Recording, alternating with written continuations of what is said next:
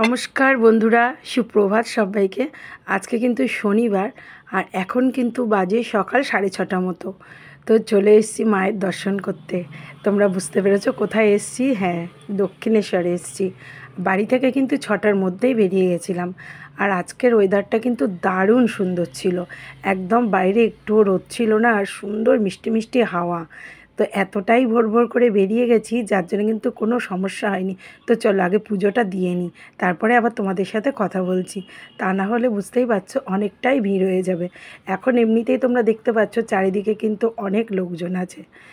তো যাই হোক, ফাইনালি পুজো দিয়ে বেরিয়ে এসেছি। মোটামুটি আমাদের ঘন্টাখানেক মতো লেগেছে।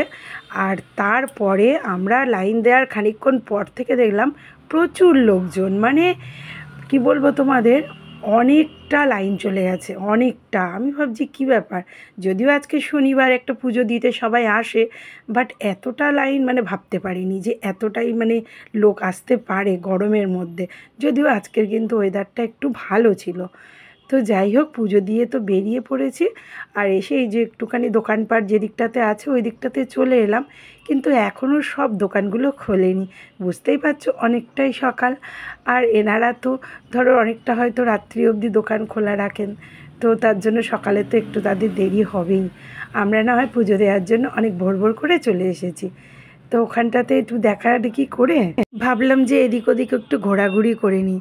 আর এই পুকুরটাতে কিন্তু সুন্দর শাপলা ফুটে আছে, একদম কি বলবো, সেই ডিপ যেটা রানী কালার, সেই রানী কালারের শাপলার ফুল দেখতে কিন্তু অসাধারণ লাগছে।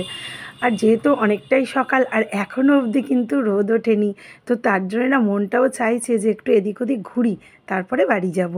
আর অনেকটাই ধরো এরিয়া নিয়ে দক্ষিণেশ্বর মন্দিরের, তো তার জন্য একটু ঘুরতে ভালোও লাগছে। আর একটু চলে গেলাম গঙ্গাতে। মা গঙ্গার কাছে একটু যাব না সেটা কি হয়? তো সেই জন্য পেছন দিক থেকে মা গঙ্গার দিকে ঘাটের দিকে যেতে হয়। তো সেখান থেকে চলে এলাম। আর এখানে কিন্তু অনেকেই গঙ্গা স্নান করছে। যাই হোক, আমার তো আর সেটা হয়নি করা, তো আমি দেখছিলাম। আর কি বলবো বন্ধুরা, সকাল সকাল পুজো দেওয়াতে না সত্যি কথা মনটা একদম মানে কি বলবো শান্তি হয়ে গেল যেন। তার উপরে এত সুন্দর আজকের মানে ওয়েদার, মানে সব কিছু মিলে না মনটা সত্যি খুব ভালো লাগছে। তো ওই দিক থেকে একটু ঘোরাঘুরি করে নিয়ে এই যে চলে যাচ্ছে। আর এই জায়গাটাতে দেখো খুব সুন্দর, কিন্তু এই জায়গাটা একদম মন্দিরের মানে কি বলবো পেছন দিকটাতে।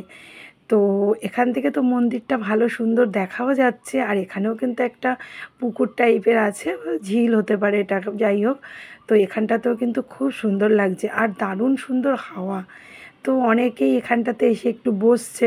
জায়গাটা যেহেতু একটু শান্তিপূর্ণ, তো সবাই চায় একটুখানি বসি, একটু আরাম করি, তারপরে যাব। কিন্তু বন্ধুরা, এখানে খানিকক্ষণ থাকার পরে দেখলাম প্রচুর লাইন পড়ে গেল, মানে পুজো দেওয়ার লাইনটা। এই এই জায়গাটাতেও কিন্তু দেখছি একটা আলাদা করে লাইন হয়েছে। এটা কিন্তু আমি সচরাচর দেখি না যদিও, তবে আজকে হ্যাঁ, প্রচণ্ড ভিড়, প্রচণ্ড ভিড়। আর এবার আস্তে আস্তে কিন্তু সূর্যোদয় উঠে পড়েছে আর গরমটা কিন্তু বাড়ছে বেশ।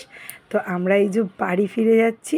আর আমার পাপাকে দেখো, এখানটাতে এসে ও যেন মানে মনে হচ্ছে ওর খেলার জায়গা পেয়ে গেছে।